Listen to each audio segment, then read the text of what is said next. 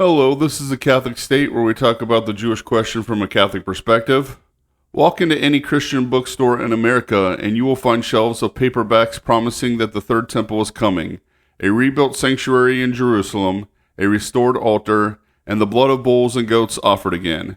An entire wing of Protestant Bible prophecy, built on the foundation of the Scofield Reference Bible laid in 1909, treats this not as a relic of the Old Covenant, but as a fixture of Christian eschatology still waiting to happen. Their proof text, more than any other, is 9 chapters at the end of the prophet Ezekiel.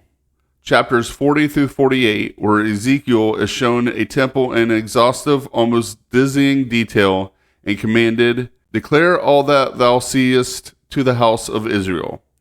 This video is going to take that vision seriously enough to read it on its own terms, in the prophet's own words. And we are going to show that the very same scripture the Dispensationalists reads as a construction blueprint, the Catholic tradition has always read as an icon, a divinely inspired portrait of Christ and his church. We will also show something the popular prophecy paperbacks never quite say out loud, that to actually rebuild this and resume the bloody sacrifice it describes would not be a pious act of biblical literalism. It would be, in the strict theological sense of the word, a blasphemy against the finished work of Calvary. To be fair to the position we are rebutting, we have to state it accurately. Classical premillennial dispensationalism, the system behind the Scofield Reference Bible, defended in our own time by men like John MacArthur and the late John Walvoord, holds that God's promises to ethnic Israel run on a separate track from his promises to the church. After a future tribulation, Christ will reign for a literal 1,000 years from Jerusalem, and during that quote-unquote millennium, the temple of Ezekiel 40 through 48 will be rebuilt exactly as the prophet describes it, the Levitical priesthood restored, and the daily sacrifices resumed on a rebuilt altar. The obvious objection writes itself. If Calvary ended the need for animal sacrifice, why would it return after Christ's own reign begins? The standard answer is that these future sacrifices will not be offered for the remission of sin. They will be memorials, backward-looking, the way the Lord's Supper looks back at Calvary. John MacArthur puts it this way in a recorded question and answer session at his own church. In that millennial temple, there will also be a reenactment symbolically of the significance of the worship of the Old Covenant. So what you have there in a symbolic form is the activity of the temple. He reached for that comparison by contrasting it with what he called what the Catholics do, meaning he thinks we turn the Lord's Supper into the real body and blood of Christ rather than keeping it purely symbolic, as Protestants believe. Let us grant this position in its strongest form and let the text itself answer. Let's hear the vision the way Ezekiel actually wrote it. The prophet is taken in vision to a very high mountain in the land of Israel, shown a temple measured gate by gate and chamber by chamber, and then told that the glory of the Lord has returned to fill the house and dwell there forever. 2 passages matter most for what follows. And the prince shall give the holocaust and the sacrifice and the libations on the feast. He shall offer the sacrifice for sin and the holocaust and the peace offerings to make expiation for the house of Israel. And the prince on that day shall offer for himself and for all the people of the land a calf for sin.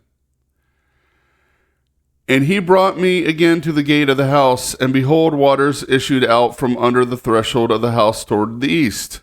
It was a torrent which I could not pass over, for the waters were risen so as to make a deep torrent. By the torrent on the banks thereof on both sides shall grow all trees that bear fruit. Their leaf shall not fall off, and their fruit shall not fail. That is the vision in the prophet's own words. Now let's look honestly at what it actually says and at what it cannot mean. The first thing to notice is that Ezekiel's text does not save the dispensationalists' own memorial-only theory. We just read it.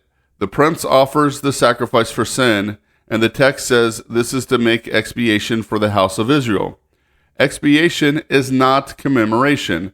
The text gives no hint that these offerings are bare symbolic remembrances rather than what they're plainly called. If we are going to read Ezekiel literally, we have to read this literally too. And a literal atoning sacrifice offered after Calvary is precisely the catastrophe dispensationalism's own theologians are trying to avoid. Second, look at who's offering it. The prince offers a calf for sin, for himself. Whoever this prince is, he is a sinner in need of atonement. He cannot be Jesus Christ. So even on the most literal reading, the central figure of this supposedly Christ-centered millennial kingdom turns out not to be Jesus Christ at all. Third, the vision will not hold together as architecture.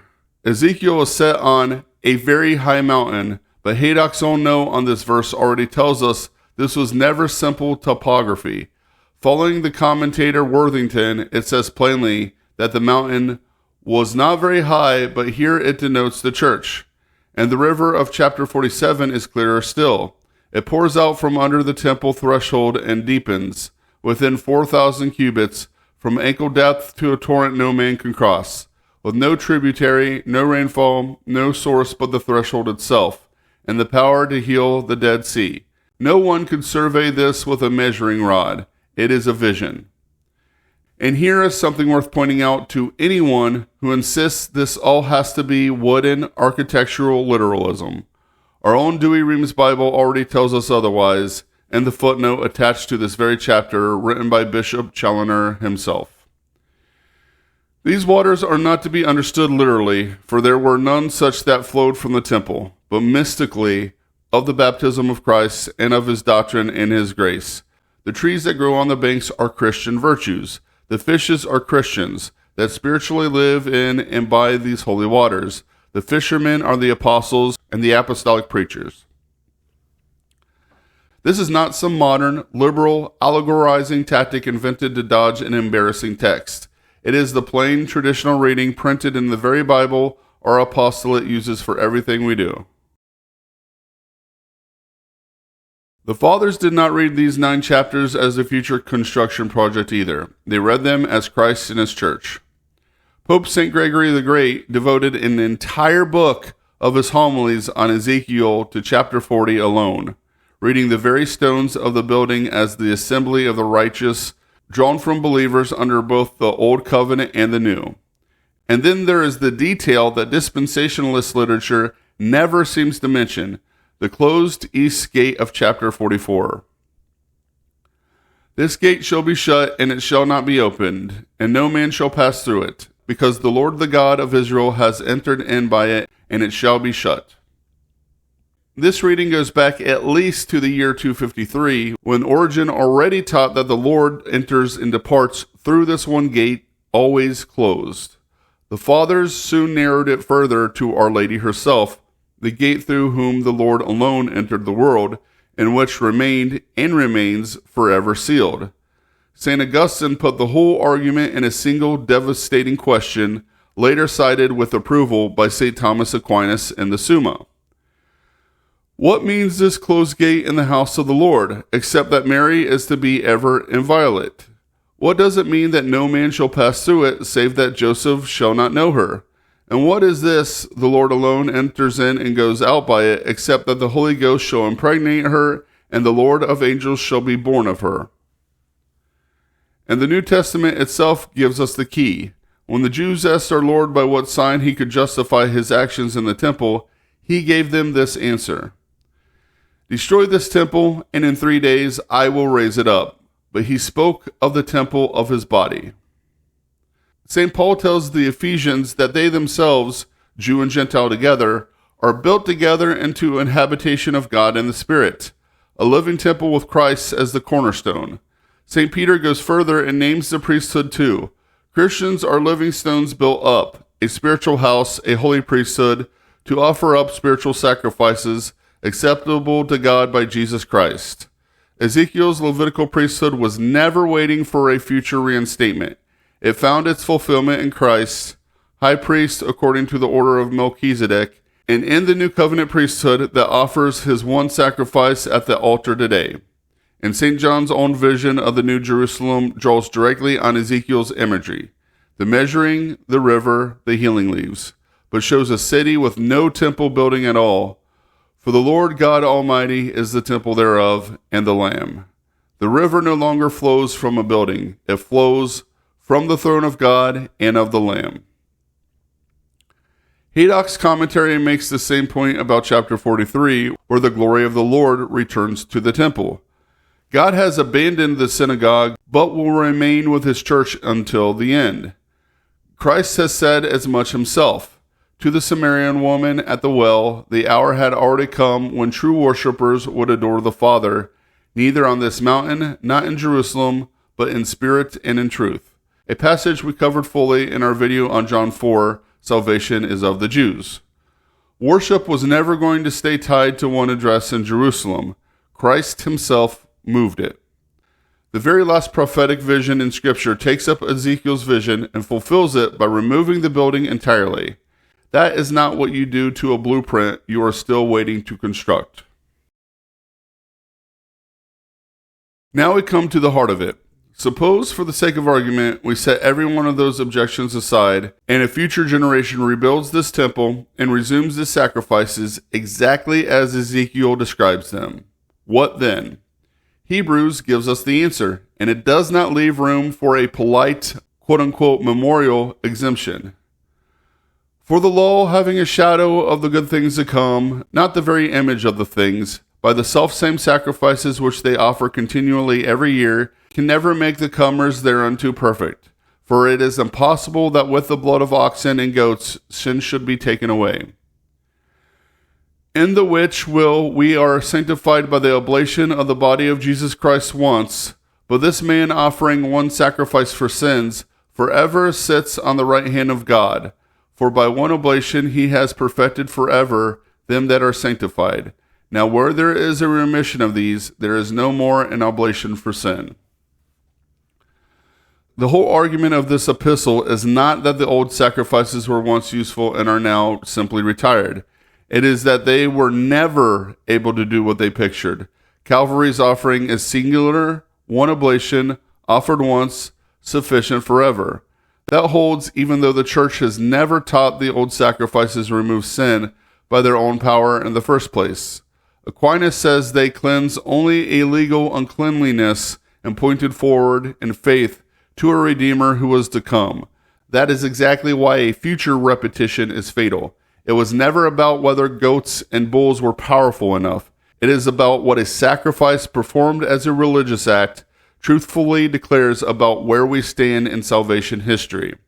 St. Thomas Aquinas draws this out directly. Every ceremony of the old law was a kind of profession of faith. Before Christ, those ceremonies declared the truth, that the Redeemer was still to come. After the Passion, to perform them again is to make that same declaration falsely. Aquinas quotes St. Augustine on exactly this point. It is no longer promised that he shall be born, shall suffer, and rise again, but it is declared that he is already born, has suffered, and risen again. And Aquinas' conclusion is not gentle. To observe ceremonies that foreshadow a Christ yet to be born and to suffer, now that he has already suffered and risen, would be, in his own words, a mortal sin. He does allow one exception, a brief window after the Passion before the gospel had been fully preached, in which Jewish converts like the apostles themselves could still tolerate the old ceremonies without sin. However, that window closed 19 centuries ago when the Second Temple fell in 70 AD. This is not a private opinion of one scholastic. The Church herself defined it. At the Council of Florence in 1442, Pope Eugene IV taught that the ceremonial and sacrificial precepts of the old law ceased once Christ's coming, which they signified, was accomplished, and that anyone who, even after the Passion, treats those rites as necessary to salvation, sins mortally. That is the settled teaching of an ecumenical council. And here is the trap dispensationalism cannot escape. The very one that John MacArthur backed into with that comparison to the Catholic Mass back in the beginning of this video. He insists the Lord's Supper for him is purely symbolic, not what the Catholics do. Trent is not rolling on his theology directly, but it tells us what the Church believes a true memorial of Calvary has to be.